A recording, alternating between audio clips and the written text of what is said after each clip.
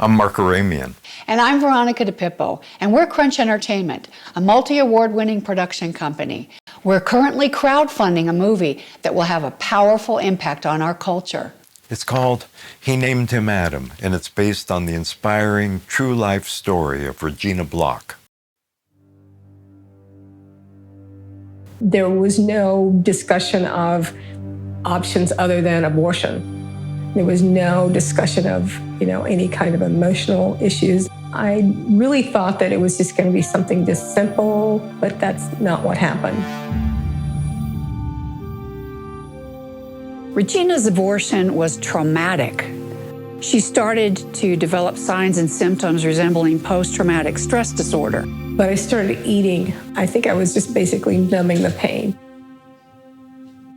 She got married, enrolled in law school, but the law school was located right near the abortion clinic. So she was reminded each and every day of what had happened in that clinic.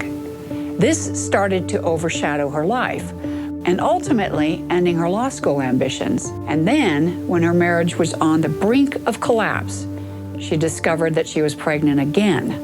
And, the doctor wanted to do he wanted to do an amniocentesis to see if there was any problems with the baby. And I said, no, I'm not. I'm going to take what I get.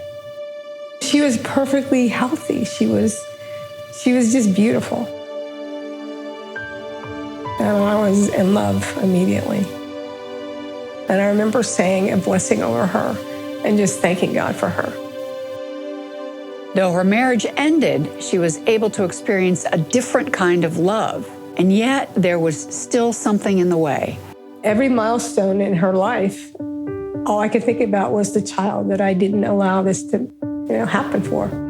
This really began to torment Regina, and she started to sink back down that black hole of grief and depression once more. It was particularly bad whenever she had to pick up her daughter from daycare, because the daycare was also right near the abortion clinic. Most of my week, I'm reminded of what I had done. And for whatever reason that day, it just overwhelmed me.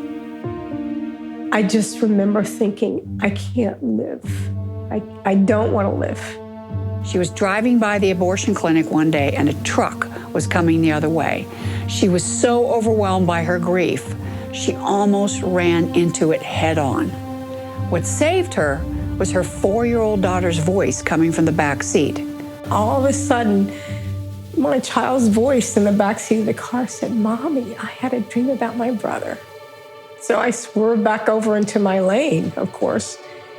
And I'm thinking, this child knows my deepest, darkest secret, and I have never mentioned to her that she has a brother.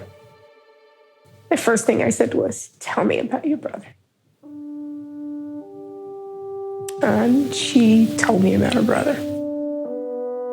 And I got a glimpse of not only God's forgiveness, but his grace.